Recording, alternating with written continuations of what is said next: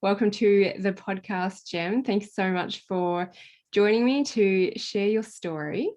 Can you start by telling us a little bit about yourself, who you are and what do you do? Yeah, sure. So I am an actress by trade, have been for the last 15 years, but much like many creative people, I've had multiple hats along the way as well. So I was a rehab counsellor. I worked in disability services and in workers' comp. I've had my own business as a coach as well, coaching artists in the psychology of star quality and the essence of A-list, and basically business and harnessing intuition to get the best results in your career and your life. I've done a variety of other coaching roles as a wellbeing coach and a weight loss coach. And I think of myself as an evocateur, which is a term that I thought that I made up, which I found out is actually a word in French, as it turns out, but I thought I made it up. So, and it's sort of like calling forward and evoking people's soul magic so that they can get easy, graceful, effortless results in the areas that are important to them.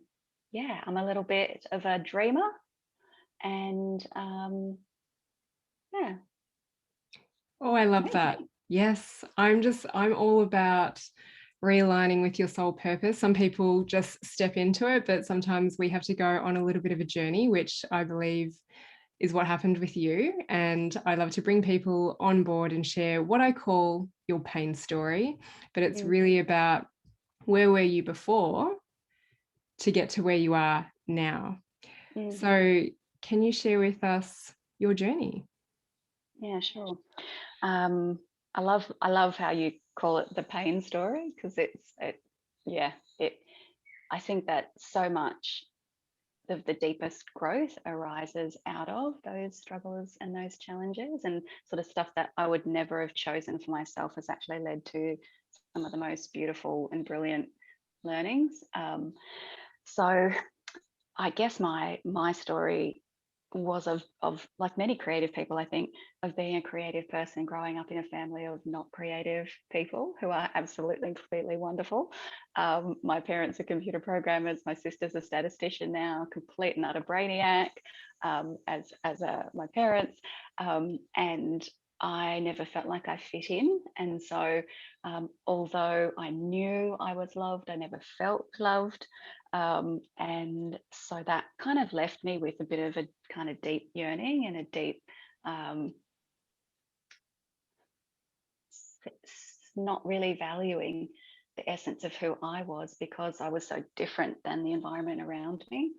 And my dad and I clashed, and so it really was just one of those stories where you're kind of like, you feel like you're the bad child even though you intellectually know that you're not. And so that led me to a life where I was really very determined to be successful, and I think that that's quite common as well. So I studied psychology at uni. I was determined to follow my dreams and be an actress.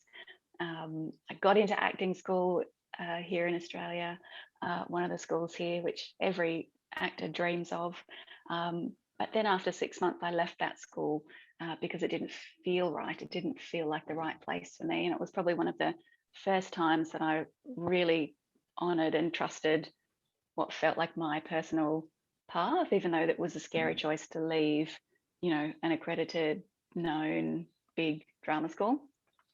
And so onwards I went, and I was determined to still be an actor, and trained, and then got into psychology and performance psychology, peak performance psychology, sports psychology, had coaches. And the reason it's sort of a pain story is because, like, I worked so hard, I was so determined, but there was some piece of self-loathing or some negating of self at a deep level, that although I was using all these wonderful tools to get results, and I was getting results, I was getting better results each year, new breakthroughs in my career, worked my way up until I was a working actor without a day job, which I was so proud of, because only 1 or 2% of artists ever achieve that. And so I worked my way up, but then I was like lonely and like heartbroken. And then I started auditioning for lead roles in big things. And all of a sudden, I'm like, I'm not even sure I want the life that I'm leading towards if I even got there. And I'm not happy now. So am I going to be any happier if I actually get one of these big jobs? Like, and so that was a big turning point. And I started to ask myself, what within myself do I truly believe that I'm not expressing? So, and I was trying to manifest the next result in my acting career, the next big role. And I believe that like artists really do have a destiny, so of what they're going to create and provide and be for the world. So I started asking myself, I admitted to myself that I believe in destiny, even though it seemed like a very impractical thing to my logical mind. And I started working on evoking and calling forth my destiny path. And then my path started to go in a really different direction. I saw a spiritual healer, which was wonderful. And then it created a whole bunch of difficult traumas in my life for the last 5 or 6 years since this particular spiritual awakening. I had like a Kundalini awakening and a few other things. And then all of a sudden, just trauma after trauma after trauma, conflicts in my personal life and my professional life. It was like I was holding back on the truth of what I really believed. And then when I did this spiritual work to kind of come into alignment with that truth, it was suddenly very obvious. I think energetically, everything just got repelled and clashed. And because anything that wasn't the truth was suddenly getting pushed out of my life. But it was profoundly conflicted and painful. And so off I go. I'm on this journey, and I'm doing other jobs and working as a coach and using my allied health skill set, going into day job land. Found out I didn't really fit in day job land, as many creative people don't, I think. Culminating in an experience where I ended up in a job where I was like deeply inspired and grateful to be coaching at the ex-police.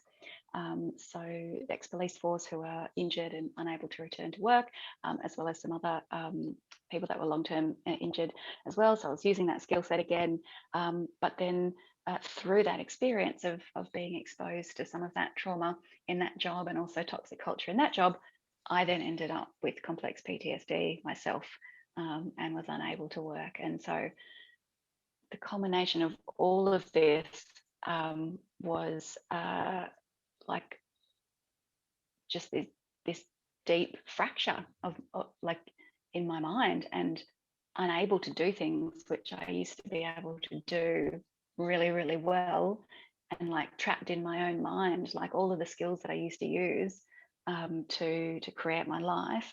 It was like I locked away inside my mind, and they just wouldn't work. Like my thoughts wouldn't turn into impulses, wouldn't turn into actions.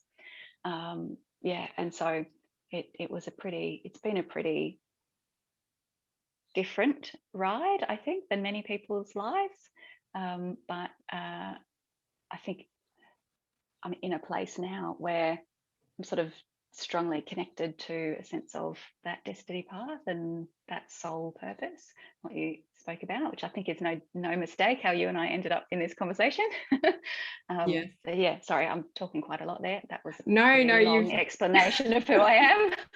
No, this is perfect. This has given a great foundation for us to just leap into the conversation at a deeper level. You've covered so many elements that I just agree with. And as you say, yeah, possibly taking a different path. We all have this different path and this destiny, don't we? But the first one that I really noticed was that you have always been connected to this deep intuition, and you actually were guided by that and listened to it and took action when things didn't feel right. And there are so many people out there. And again, why I love sharing these stories is because people will listen to this and go, I was like that. I had an upbringing like that. So, being the black sheep, feeling like you're not fitting in, you grow up in this very masculine family environment, this conditioning. And what you said about, I know that I was loved. So it's this unconditional love that we usually expect to get from our parents. And they probably did unconditionally love us, however, not in the way that we truly desired for our path and our own destiny. And that's usually what we find out when we go on these journeys, these pain stories and these spiritual awakenings, I'm really curious to hear about all the things that happened along the way. But you've experienced so many different career pathways and ways to express yourself. And what I love about that is that things sound like they were kind of flowing and opportunities were opening up for you and you would go down that pathway, but then you were in that pathway and then realizing, actually, this doesn't align with me. And then another opportunity would open up, whether it was manifesting or flow, and then the lesson started to come. And some people get really challenged by that when they feel like they find their path, but then it's like the universe tells them, no, you don't do this. We're going to throw this illness at you, this disease, this person at you to have conflict and trauma, or physical disability. But when you can, and quite often you look back on it and see it as the opportunity. And I often say that when you align with your soul purpose, the challenges do not stop. Sometimes they ramp up just to really test you. Yeah, absolutely. And when I started trying to manifest my destiny and destiny path, it's when it got harder. It got profoundly harder. And the way that what I've learned, what I have come to believe is it was more my resistance to my deepest self and my truest expression of my destiny that actually resulted in the harder things coming up. It was actually my resistance to trusting my inner soul voice that manifested outside me as the world was treating me the way that I treated my soul, which was cutting me down, throwing up obstacles, being mean. Like all sorts of things happened. And it shifted when I finally saw that very thing, which was like, because I thought to myself, how can this possibly be happening? How can these horrible set of events, like how can I possibly have manifested this horrible experience where I'm being treated awfully when I'm a good person? I know I'm a good person, what's going on? And it was me negating my deep truth, me negating my deep value, me negating my soul. So pushing that away, kind of not following it. It was kind of like accusing my own soul of lying to me because I was not trusting. I was like, no, that can't be true. So it's like I'm actually treating my soul as though it can't be trusted. I'm actually saying to my soul, you're lying, you can't be trusted, you're bad, or like, do you know what I mean? And so then that energy manifested up around me and challenged me to really decide and know who I truly am. And it had to get pretty bad for me to actually go, wait, no, I know that's not who I am. And finally follow, I call it my spidey sense. And so it finally got bad enough that even like, because I'm so determined and so stubborn, and that is such a wonderful strength, but the stubbornness with which I resisted trusting myself, once I finally stopped, I was like, okay, all right, I get it already. I've got to do the scary thing, trust the thing that feels like I can't trust it. But actually, how much worse could life be when I'm not trusting? Yes. The thing. Yeah. Like, look can't how be it's worse turning out right now. Oh, complex PTSD. It can't be worse than this. How much worse than this? And so, starting to trust that whisper and that essence. And there's just been a lot of grace and a lot of wonderful people come into my life. And my health, my mental health has improved since I've been trusting my own intuition as well about my own healing, like which path to take. I mean, we talked about that briefly before, but we can dive into that in a minute. But that healing journey has been difficult and going better and better the more that I trust that. So I would love your take on complex PTSD, because I understand that some people do have PTSD, but it is sometimes thrown out there and then people identify with the PTSD. So was it something that you identified with? Did someone label you with it? Can you tell us what was the manifestation of your PTSD, the trigger, the events, the accumulation of events that led up to it. Because you have a background as a rehabilitation counsellor, you've worked with some pretty traumatic experiences with other people. Yeah, sure. It wasn't really anybody else that labelled me with it, although my psychologist did say it at one point. I actually was concerned because I was working with people with PTSD at the time, the combination of incidents occurred. I did a webinar to upskill myself because I wasn't a trauma specialist and still am not, although I'm becoming quite insightful about it in my own research because I've been solving my own problems. And I did a webinar which was run by the accreditation, the Rehab Counsellors Accreditation body here, which is called ASOC here in Australia. And it was a training for rehab counsellors about PTSD, and I suddenly realised that some of the things I was experiencing were red flags for potentially developing PTSD. And and in the end, I ended up leaving that job, but not before my mental health had declined so much that I just wasn't able to function properly. And so the way that it showed up was like I was still trying to manage, like I was working 12-hour days and I was distracted, like I couldn't focus on things. The more emotionally difficult tasks of my job, it was really difficult for me to pick up the phone and coach anyone. The more cognitively difficult tasks, it was more difficult for me to organize my thoughts, to sequence things. It was, in particular on the weekends, I would just get out of bed in the morning, put my gym clothes on and plan to leave the house, and then instead of leaving my bedroom, I'd sit down on the floor in front of the heater and stare into space for like 4 or 5 hours, and my brain was just switched off. I was thinking thoughts sometimes, and all of a sudden it'd be like 2 o'clock in the afternoon. It'd been 8 a.m. when I sat down, and it was almost beyond my conscious control. And so I'd be sitting, and I now know what I didn't know back then, which is that that's a freeze response. That's my brain basically shutting down to protect me from the overwhelm.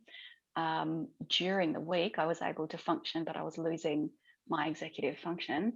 And during the week, I was waking up in the middle of the night after 4 hours and just in excruciating mental circles about how am I going to get all this work done? How am I going to do this? How can I do that? What can I do? And so I was only sleeping 4 hours a night during the week. On the weekends, I'd get a full night's sleep, but then I'd be frozen on the ground in the bedroom for half the weekend, just staring into space. And, you know, it was beyond my conscious control. And I didn't know what was going on. It was a bit frightening.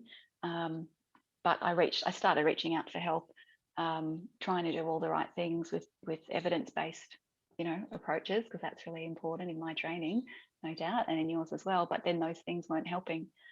What things did you try? So I saw a couple of different psychologists. I did EMDR. The EMDR in particular is one of the most widely recognised treatments for PTSD, but it got worse. Like I had really significant depersonalization and like worse symptoms for up to 10 days sometimes after an EMDR session. EMDR, for anybody that's watching, is eye movement and desensitization and reprocessing, which is the form of reprocessing that's supposed to help collapse the charge in a neural pathway around trauma and get new learnings that enable you to cope better. But I was getting so many side effects, and I was telling my psychologist, I was telling my GP, I was telling people, and nobody stopped the treatment, which is what I know in hindsight should have happened, because it actually made the trauma worse, because it just kept going over and over the trauma, making it worse without making it better. So, you know, just one of those things. And then after that, I tried neurofeedback, which is kind of like a brain retraining, which is a cutting edge, on the cutting edge of new treatment options for PTSD, and like peak performance, like sports people and executives and whatnot are using it and experimenting with it as well. And that made it worse. Like that was triggering, so stopped that. When you say it made it worse for the EMDR and neurofeedback, what would be worse? So with the EMDR, I didn't get any depersonalization with prior to the EMDR. So depersonalization was like really feeling like I'm kind of a different person. Like my emotional tapestry was very different. And then after a few days, I'd wake up and feel like myself again.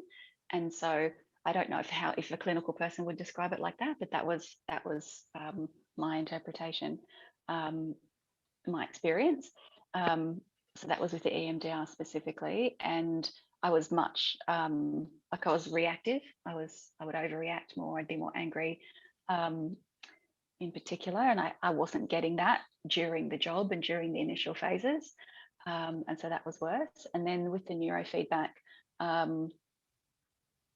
it wasn't as clear, and I didn't do it as long. Like I stopped after about three sessions because I was observing this isn't helping. I'm feeling highly anxious, and because of the experience I'd had with EMDR, it's like the sooner you stop something that's not working and or making things worse, it's like stop it sooner. And that's one of the reasons I ended up realizing how important my own intuition is in my healing, because halfway through the EMDR,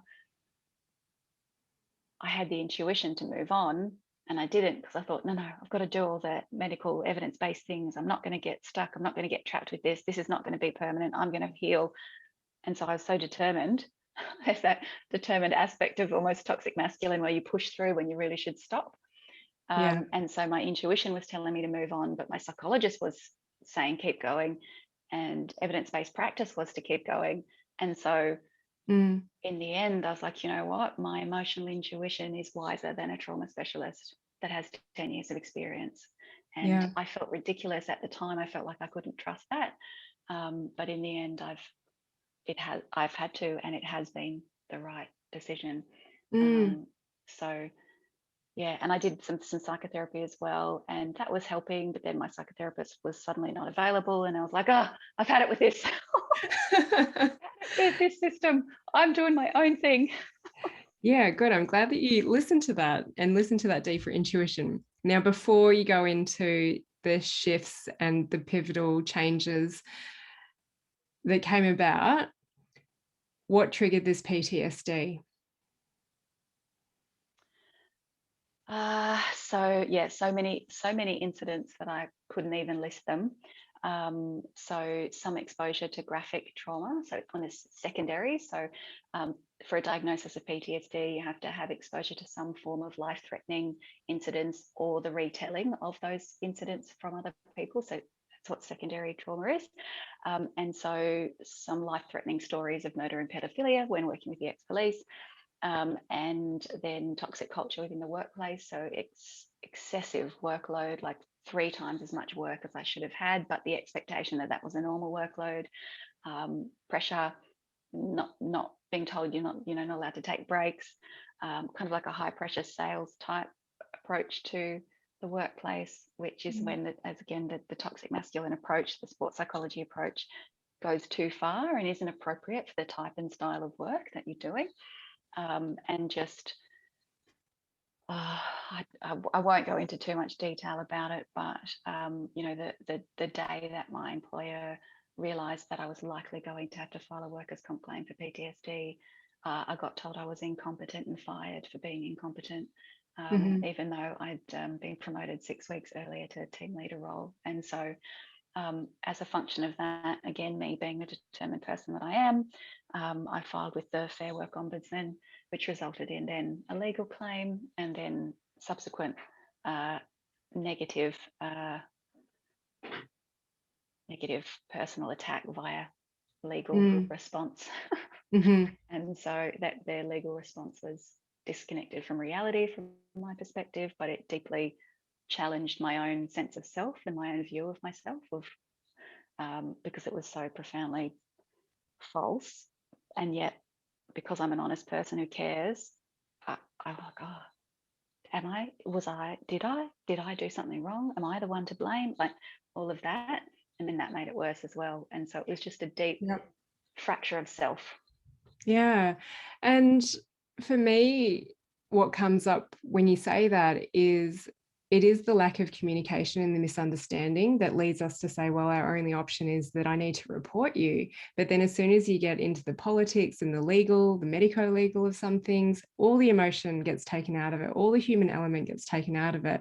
And someone's just fighting for their place and the other person's fighting for their place. And you actually don't get anywhere. And then both parties usually end up traumatized from that experience. And so it comes back for me down to communication. How can we really hear and understand people and make that time for them as well? Yeah, and I believe in that as well. I tried and tried and tried to do it a different way, and then my concern was for my colleagues whose mental health was declining as well. My concern was for the clients that we were working for, who are a significantly traumatized population, including the ex-police, who I have the deepest my heart and my soul, just, and the respect that I have for the work that they do and putting their life on the line for everyone else. And so, like these people deserved better than what was going on in the business. And I was frightened for my colleagues, and I was frightened for the clients. Now, how much of that frightenedness was like, as I started to, my mental health started to go, like, you start to overreact to things, and so difficult for me to know. But I was concerned for my colleagues, and I probably wouldn't do the same thing in hindsight, but I felt like the universe had put me there for a reason. And so holding these leaders to account meant that other people would be protected, and I couldn't allow this to continue happening, because after I left, people reached out to me, and it happened to other people. I found out there was at least 2 people who had ended up with PTSD prior to me, and so it then became a moral imperative for me to prevent this from happening to someone else. And it's often when one person leads the way, then everyone feels safe to open up as well. And for anyone who is listening to this going, oh my gosh, this is what's happening to me, I would first encourage you to actually just speak up and try and communicate it. But this is obviously what you tried to do, and it didn't really get very far. Yeah, I mean, I had spoken to them, and I had accessed help, and I had been doing everything I could to take care of myself, and I was being collaborative, and I was being communicative and transparent, and I was still working full time. I wanted to be working. And yeah, I had a positive performance review the day before I got told I was incompetent and fired. So it's just so profoundly confusing at the deepest level of self. And when you're in it, you're like, what is going on? But you did get some answers down the track. So is there anything else that you want to share about, I guess, the negative aspects of what your experience was? Not so much, but I did want to say about labels, because you said before about labels, and I don't really ascribe to labels, and I don't feel limited by the label. So it's helpful. It's helpful for me personally, it's helpful for me to have a label, so that I know that it is normal for me to be struggling, for me to have been struggling with things, and for me to have needs which are specific and different.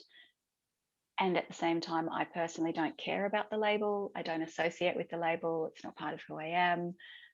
It's simply it's something that's not attached to my sense of self. It's like, okay, this is something that's in my space that I'm dealing with at the moment, but it's not who I am. And that never has been for me. Like, having dealt with some depression and anxiety on and off over the years, I never considered myself limited by that. I still had a powerful life despite it. And I refuse anything other than that, and anything other than full healing, because I believe we all deserve, like, freedom and joy and happiness and pleasure, and to be in the flow of our potential unfolding and our dreams and our visions for our life. So that stubbornness that sometimes is has been bad for me is also good, in that I just refuse any other reality other than freedom and peace and an awesome life. So Yeah. So after the conventional therapies didn't work for you and your intuition spoke to you, where did you next go? So I sat meditating and started doing some energy work from a course that I'd done previously. And I felt like a piece of that trauma fell away in that moment. And so, and then after that, the next thing I did was, I wasn't really thinking at the time that it was like an alternative to therapy, but I enrolled in a hypnosis program for IBS. And I didn't have very strong IBS, it's only very mild, but I was like, I'd like to have my digestion be a bit better. I'll try this hypnosis thing. And then I observed through the course of doing this daily, almost daily hypnosis program just by audio, that I felt so much more relaxed. And then all of a sudden I went, this hypnosis protocol, of course, it's a relaxation protocol. It's having me relax. And so my hypersensitivity and, to threat and everything was getting better. And I was like, awesome. So I did. So then I might do another hypnosis program. So then I enrolled in a hypnosis program, again, not really consciously intending for it to be an alternative to therapy per se, but I enrolled in this weight loss program. Did you stop work during this period of time because of the state you were in, or were you working elsewhere after? Sure. So I filed with workers' comp because my mental health got too bad. I was starting to dissociate and lose time. And as part of my recovery, I've been working part-time. So for the last year, I've been working part-time as a business development manager and preparing and beginning to coach again. So I have been working and am a decent way through the recovery journey, but still dealing with quite a bit and still living powerfully, which is what I believe in. Before you talk about the weight loss program, that's another thing to bring into it, is during this period of time, accumulating these events and these experiences in your life, how was your physical body affected? Like, did you get a little bit of IBS and did you start to gain weight? Yeah, absolutely. The IBS wasn't specifically, I didn't notice any specific difference from this time. But yeah, I did put on weight. I have put on weight. Part of that as well has been my relinquishing of not doing on-camera work as an actress, not feeling like, I laughingly say my ego wouldn't let me put on weight before because, being vain and being working on camera, like I would refuse to, I have an emotional eating habit that I kind of kept a lid on for many years. And then when I was not planning to do on-camera work anymore, I was just like, I'm not going to be controlled by this need to be skinny. I refuse. And so I started just relaxing, and I wanted to unfurl and unfold whatever that inner conflict was. And so I sort of stopped controlling my food and my relationship with food in an effort to open up, untangle those tangles. And so I'm still very much on that journey. I have put on weight. I feel like I love myself more and I love my body, even though it looks worse than it did before. And I question it sometimes. I'm like, Gemma, is this really, come on. And there's always the impulse to go back to the old way, but I'm just refused to. I refuse to be in that restrictive kind of mindset. And so I know that my natural, if I'm truly in alignment with my soul and my soul's authentic expression, I believe our authentic expression is healthy. And so I just need to keep chipping away at the things that are in the way of that being honored and expressed. And actually in the last little while, as I've gotten clearer, every time I have a pretty deep spiritual insight and breakthrough, like just recently I had a major spiritual insight drop in, and for 3 days it was like that compulsive pattern just didn't exist. And I was like, yes. And then after about 3 days, it kind of was there bubbling away, but I was still able to manage it. And then after about 6 days, I was kind of back into my current pattern. But it told me what was true, which is what I believed was true, which was that this was emotional eating pattern was actually a spiritual symptom, not something else. And there are other things, probably emotion and hormones and microbiome and that sort of stuff too. But for me, a lot of it is spiritual and getting into core alignment with what my spirit is here to be and do and give in the world. And so, yes, it has had an impact on my body. And I don't necessarily think that my body looking worse by any sort of modern unhealthy standard matters that much. And it's more, I see it more as just clearing the obstacles to natural health, and keeping going with that. Yeah, I often say that it's going from the place of being frustrated with your body to actually just appreciating, why is it presenting the way it is? What is the message in this? And with controlled eating and controlling our relationships and anything else externally, we can only control to a certain point. And quite often people are searching for coping mechanisms, or what can I do to stop this controlling? What can I do to change this obsessive compulsive behavior? But as you say, when you just tune into whatever the message and it drops in at the right time, that thing just goes away. If we stop trying to do something with it and stop trying to push it away. So I interrupted you. You went down the pathway of doing a weight loss hypnosis, and then? Oh, yes, bring me back. Well done. So the weight loss hypnosis, and I'm halfway through. It's been longer than 3 months. It was a 3-month program, and I got up to about week 6 or week 7. And through the course of those first few weeks, I gave myself permission along the way. Like, I was supposed to do it every day, but I was, even in the doing of the intuitive thing that I got told to do, I also applied my intuition as to whether or not to do it the way that it was told to do. And so that was important for me as well. And then there was 1 week where it felt like my psyche or my soul or whatever wasn't ready to do that week. And so I skipped that week and did the previous week twice. But I was doing it somewhere between 2 and 5 days a week, trusting myself that was the right pace for me and for my healing.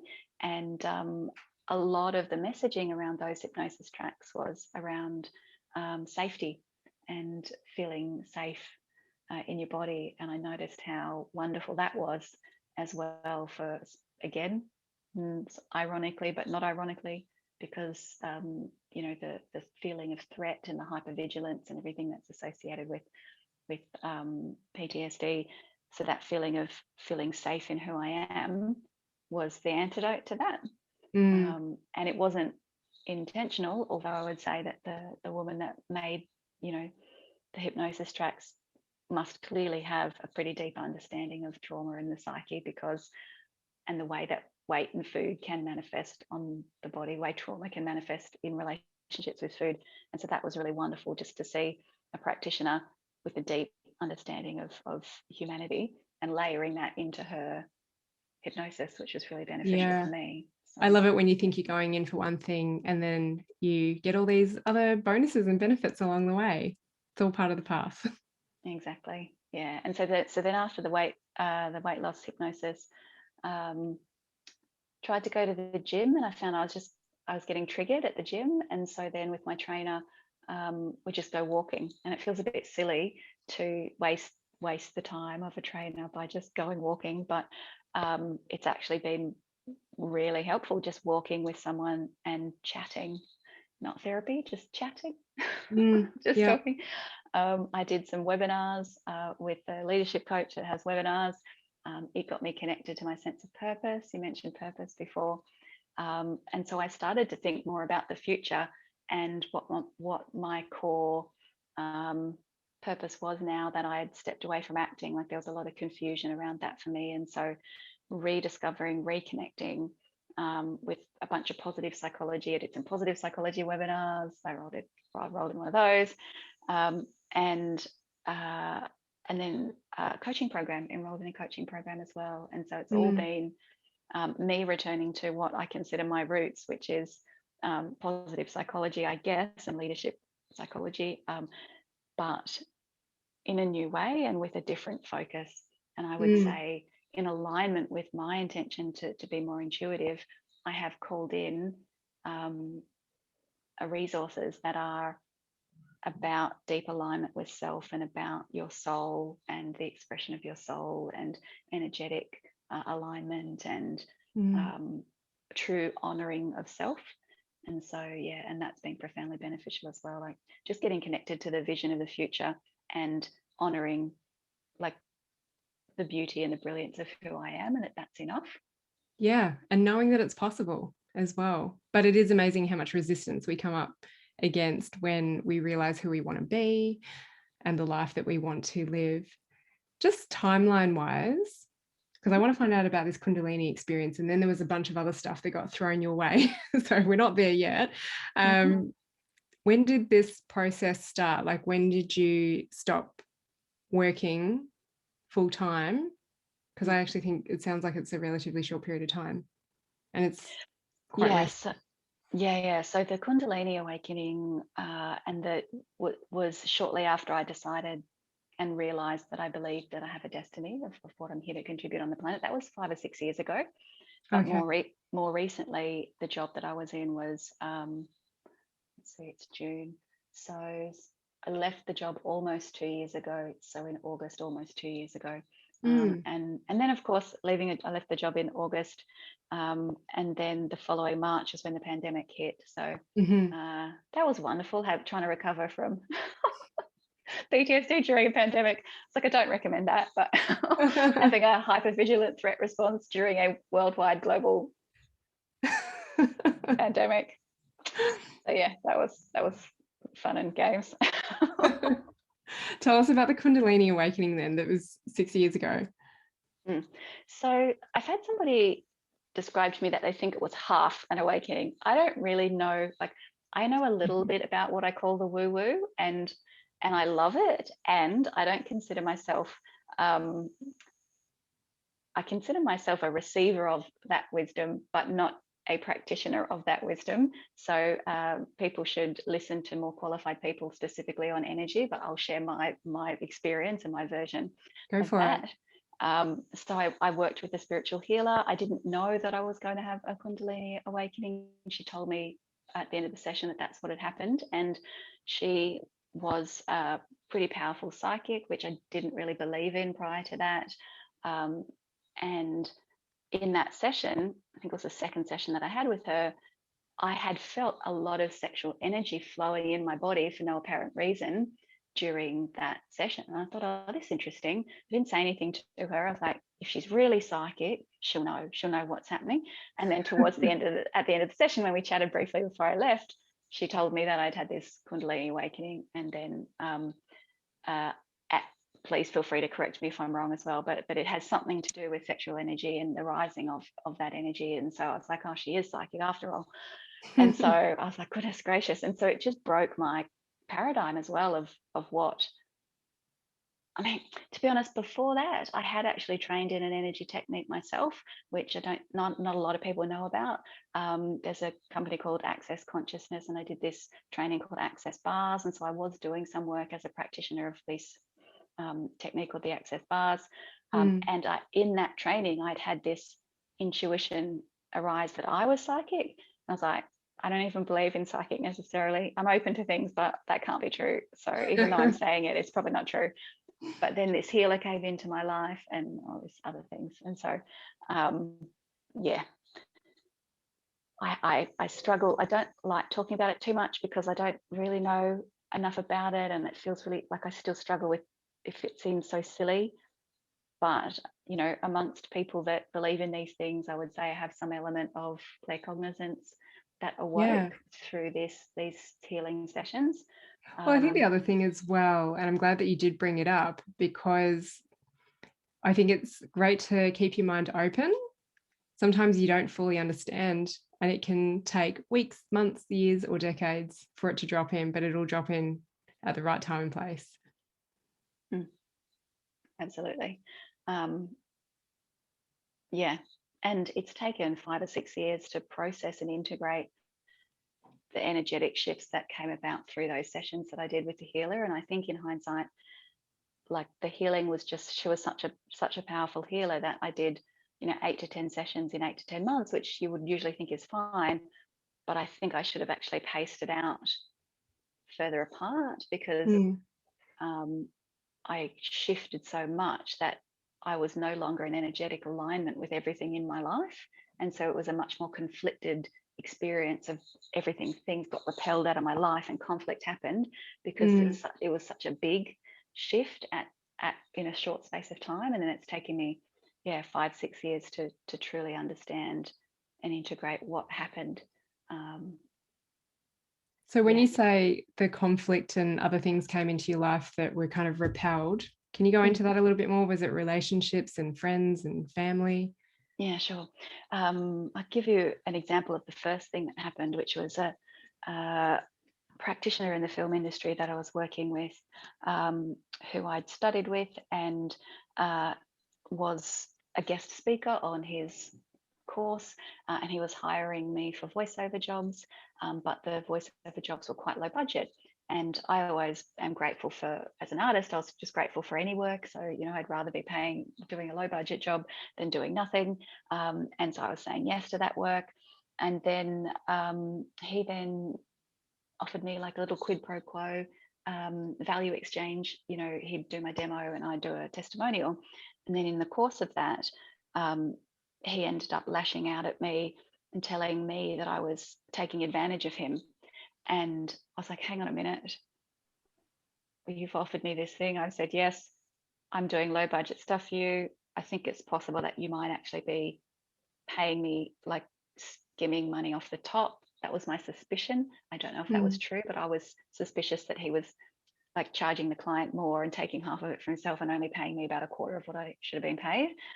And I suspected that was my truth. And what ended up happening was he ended up accusing me of taking advantage of him, when actually I believed it was the other way around. And so it was very confusing. But what happened in numerous times were people started to express what was their repression dynamic. And so what I mean by that is the thing about themselves that they are unable to see or secretly loathe about themselves, they would then attack and project that onto me. And my energy somehow was inviting people to do that. So because I I activate, my energy somehow activates and catalyzes people's trauma in a way that has it release and let go.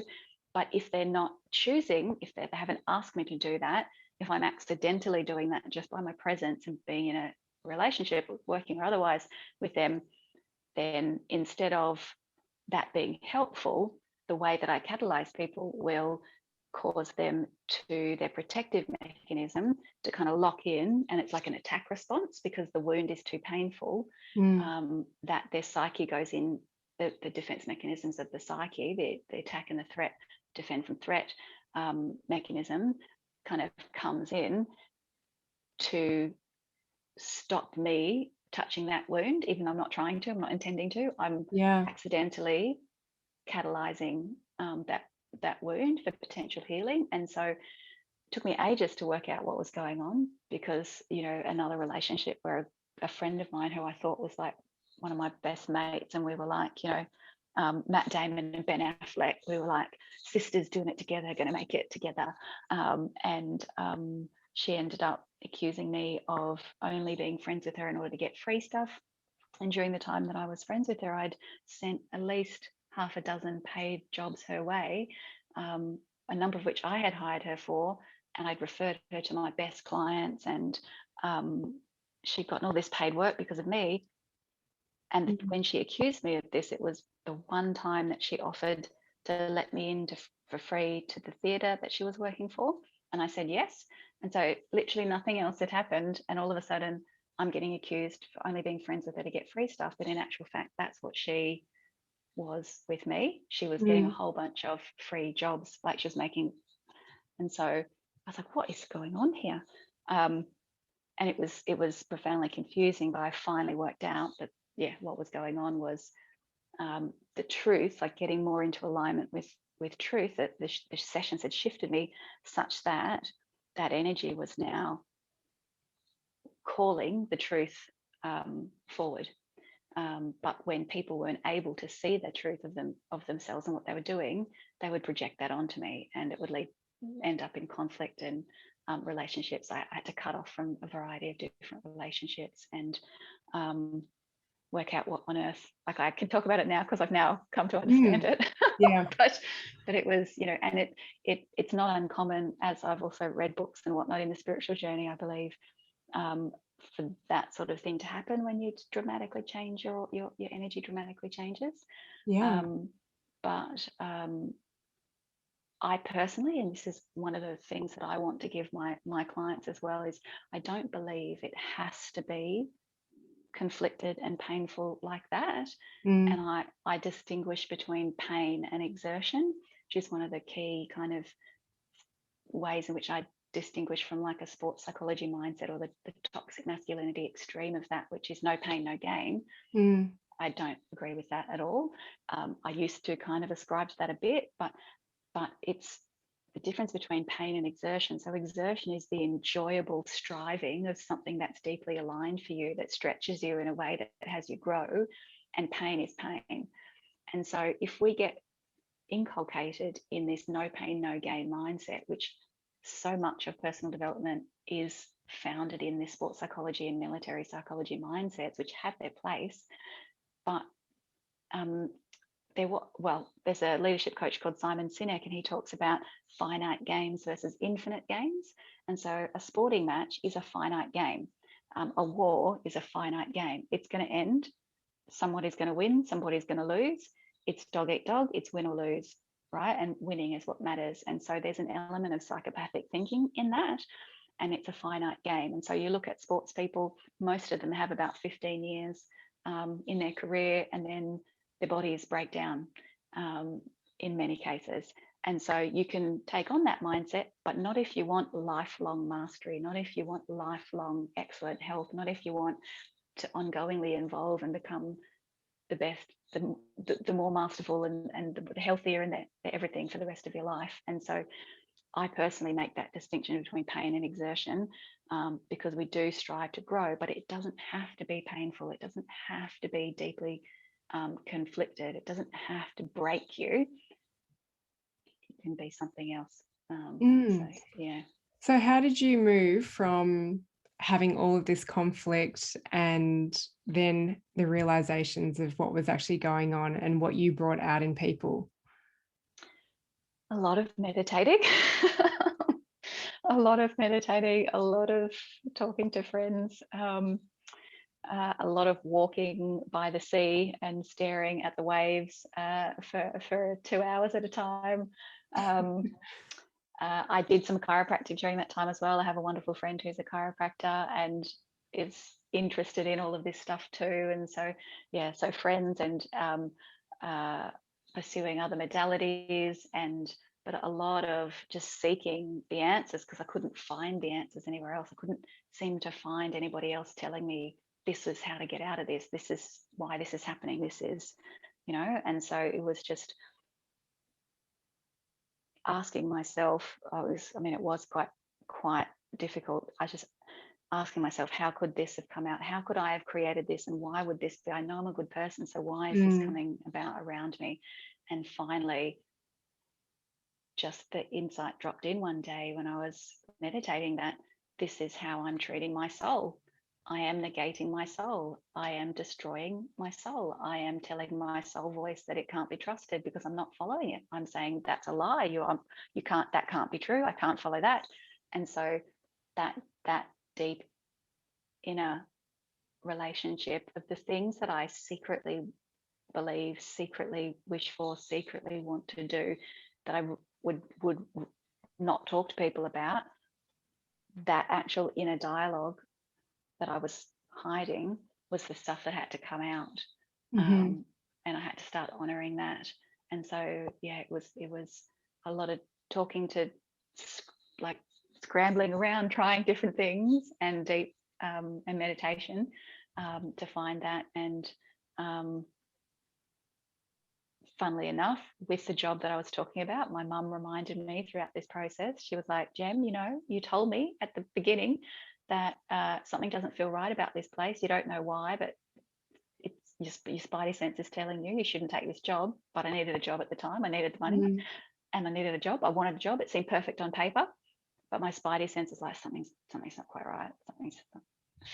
And so it was really helpful. So although my mum is this super practical, not into the woo-woo, you know, former computer programmer, like what a blessing to have her reflect that and remind me of that, because it just was like, she started saying to me, Gem, you've got to follow your intuition. Stop it. You've got to follow this. Sometimes we don't listen to it a number of times, but then when we reflect back, we know it's always served us well. So then it's start listening to it sooner in the moment. Yes, and so I think my mum was almost a de facto coach for me in that setting, because she got tired of hearing me complain about what happened when I didn't follow my intuition. She was like, stop doing that. You've got to do it. Not like that. She's very sweet. She didn't do it like that. But yeah, and I mean, that's the value of sharing what your journey is with other people. And even though in this instance it was my mum reflecting it back to me, a coach or a friend that's into, you know, having that environment around you to reflect back to you what the next step is, I think is just a crucial part for all of us as humans. Yeah, we just have to be willing to listen. As you say, those people were not ready to look back at what they were projecting. So I just wanted to dig a little bit deeper with that. Was it that, okay, you had all this conflict and it was there for you to look a little bit deeper and understand what your soul purpose and expression was? Was it then that those people had to move out of your life? You had to make a conscious decision to set those boundaries, and then you started attracting newer people into your life? Or was it that you had to do the deeper work so you could be around them as they were like barraging you with all their projections? So in most cases, they disappeared out of my life as a function of the conflict that occurred, or I chose to cut off. And I don't believe my spiritual teacher taught me to cut off from people, and I don't necessarily believe that is the right approach anymore, because I think we run the risk of developing what I have come to call spiritual ego. And so thinking that you need to cut off from someone because they're toxic is something that I don't really ascribe to, because I think anytime you're pointing the finger at somebody else, you know, there's that spiritual saying, there's three fingers pointing back at you. One of my coaches used to say that. And so I think the language that we use around it is really important. So I differ from my spiritual teacher. She would call people toxic and tell me to cut off from people. But I actually think it's more that sometimes, like, unless that person truly is, you know, a psychopath or a malignant narcissist, which so few % of the population are, like there are situations where cutting off from people is truly healthy and appropriate and necessary.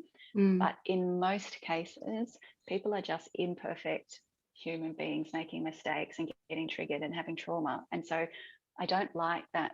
I don't like to be too quick to label somebody a toxic person and remove them from your life.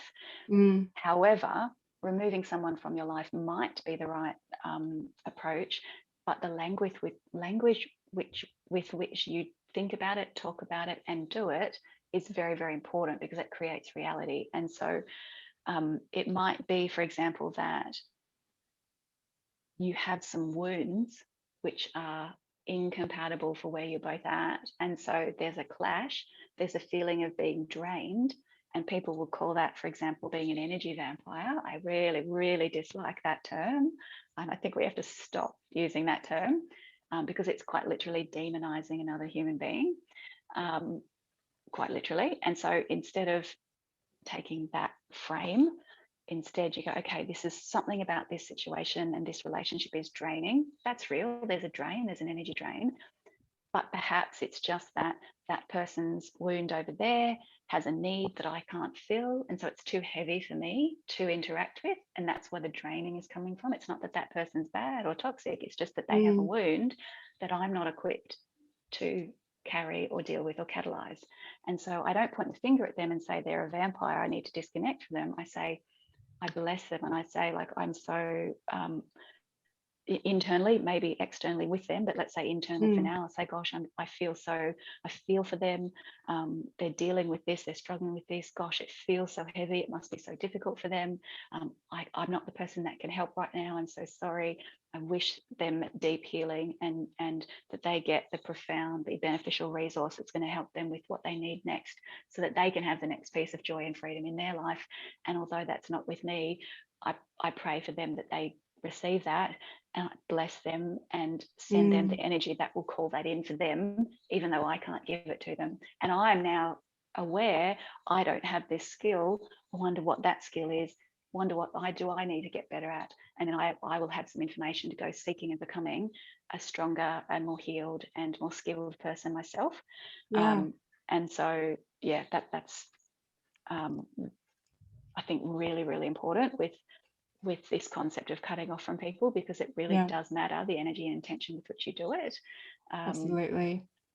I talk about it a lot with my clients and my groups, and I always say, is it you or is it them? Because we do get very quick to blame. And just a little bit like PTSD is that a lot of words get thrown around, like they're a narcissist, they're a sociopath, they're a psychopath. Or even like I'm an empath, that people say, and they use that identity, that word, to describe why it is they respond. And sometimes it takes away the responsibility and the growth and the learning that is there. So yeah, the question of, well, is it you or is it them? And what is the opportunity? Because I believe that we always cross paths with people to teach us something. And sometimes we can learn it in the moment, but other times it'll take us time to recognize what was the purpose that this person served. But I love how you say that you do actually recognize, okay, I don't have the capacity to help this person right now. And you give them the good blessings, the good energy, because if we turn around and just talk about how wrong they were, and sometimes we justify it with other people to bring ourselves up, that's actually not a great energetic place to operate from. And often you will attract other stuff to keep teaching you that lesson. And it takes a lot to get to that place. But yeah, I'm glad that you talked about narcissists and sociopath, because I do feel that they get overused. But I know there's people out there teaching about how to be, the empath and how do you manage this. But I do think we need to be careful about getting down that rabbit hole and identifying with this, because we're constantly evolving. And look, it's funny too, like with complex PTSD, there's other personality disorders that sometimes it's difficult to differentiate between complex PTSD and borderline personality disorder and other personality disorders, because sometimes complex trauma can manifest in these behaviors that are beyond your control, but it's just triggering. And so there's a difference between trauma and complex trauma and personality disorders, although ultimately I think there are some genetic elements to personality disorders, and there is certainly genetic elements to psychopathy in particular. Like there's brain chemistry changes that psychopaths have that mean that they don't respond the same to stimulus. They don't get the same neurochemical response. But for most people, it's just trauma. And trauma is something which can be healed. And even deep and complex trauma is something which can be healed a little bit at a time. And so I agree with you. Like, I don't like the use of those terms too quickly and too much, because it can just become an excuse not to grow in the way that you need to grow and take responsibility for something you need to take responsibility for. And sadly, like during the time that I was going through that conflict, my spiritual teacher had taught me this cutoff thing, and one of the reasons why I came to this insight was because I was like, if I keep cutting off from everybody that's imperfect, there's not going to be anybody in my life. And I just felt like, I don't believe in this. And so I was like, I held her in really high regard, but I almost too high regard, like almost I gave her too much power, and I had to actually go, no, hang on a minute, what did I always disagree with? What is my truth? What do I know to be true? And when was my life good and the best of who I am? And I'm actually choosing not to follow that part of what she taught me, even though there are other wonderful things about what happened and what she taught me. And that my truth has value, that my perspective has value, that I'm an intelligent, insightful person who can make up my own mind about what's right for me. So I had to actually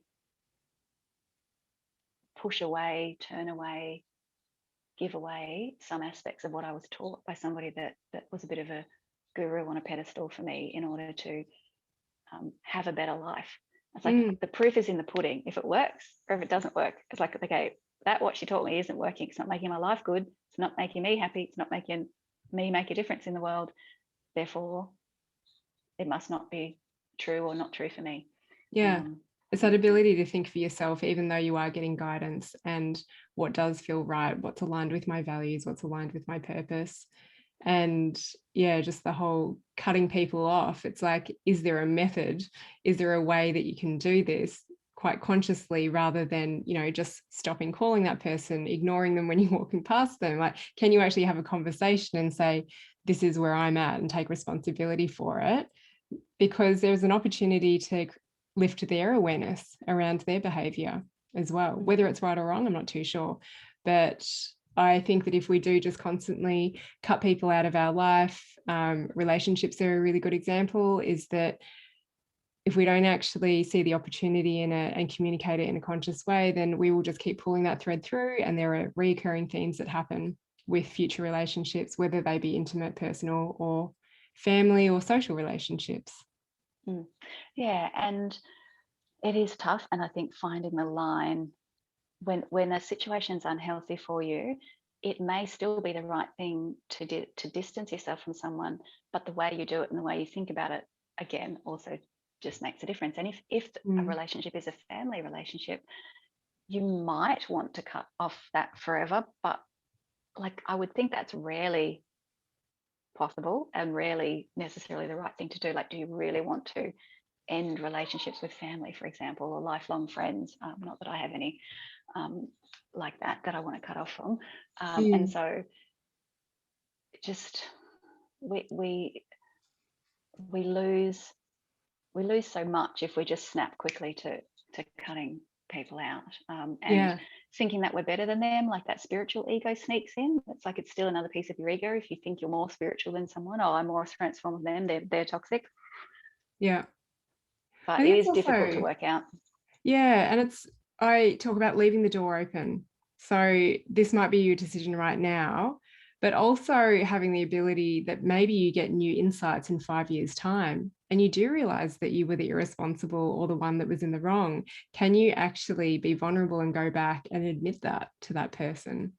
Sometimes it gets so uncomfortable because it's been a separation for so long, and it's like, oh, I made a bad decision and I don't want to admit it. My ego doesn't want to admit it. So what is your soul purpose that you have discovered? And what is it that wants to come out of you and be expressed? Okay. So thankfully, I've got 2 versions of my soul purpose. I wonder if I've got it on my phone. So the short version I developed using Simon Sinek's approach to finding your why. But ironically, I had found and written this poem version, which was it in artistic creative. It flowed out of me prior to actually finding the succinct version. So the succinct version is easier to remember than the poem. The succinct version is to share your deepest gifts and your truest self abundantly, so that we together we create a loving, an inspired, loving, equitable world that takes care of everyone. And so it's about any gift that you have, any deep skill or strength or aptitude. It's like, we need all of everyone in the world to give everything of the gorgeousness and the beauty and the skill and the talent of who they are, because we have serious problems in the world that we need to solve, for our own survival, let alone evolution of who we are. And so for me, it's about giving everything that I have to give to contribute to the world becoming a better place, and inspiring other people to do the same, so that we can create a world where everybody's taken care of. And as I've gotten older, I've become more and more disappointed in myself that I haven't made a bigger difference.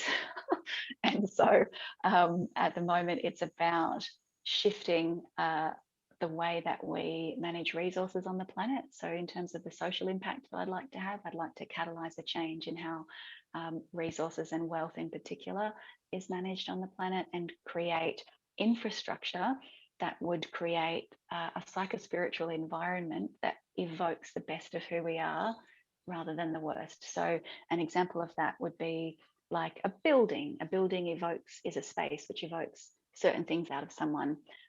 Facebook is a psychospiritual environment that evokes certain thoughts, feelings, and behaviors out of people. But if we were to consciously create the psychospiritual environments that we spend our time, our thoughts, our energy, and our money on to evoke the best of who we are, then we're going to have a better world. And so I think we need to do that consciously. I think spiritually connected and spiritually people that are kind of in the game of spiritual evolution and on that path need to stand up and step into leadership around business, and make as much money as possible so that we have the resources to make changes that will evoke even more of the best out of others. And so there is a bit certainly I've struggled with my beliefs around money, and in the spiritual community sometimes there can be this negation of money, but actually if we were to shift that and actually step into, we need every spiritual person on the planet to be as wealthy as possible and to do the best possible thing they can think of to do with that wealth, so that we can become, I'd call it, become the goddess of your own making, or the god of your own design, and we can actually participate in creating a world where everybody's safe, everybody has food, everybody has shelter, we don't have these problems in the environment and all that sort of big level stuff. We need a spiritual revolution. And so, yeah, the psychospiritual revolution is what I'm here for. And I want to read, I wish I don't have the poem in front of me. I wish I could read you the poem, because I love all my little stream of consciousness poems that I write. But well, you can send it to me and I can pop it into the podcast notes. Oh, cool.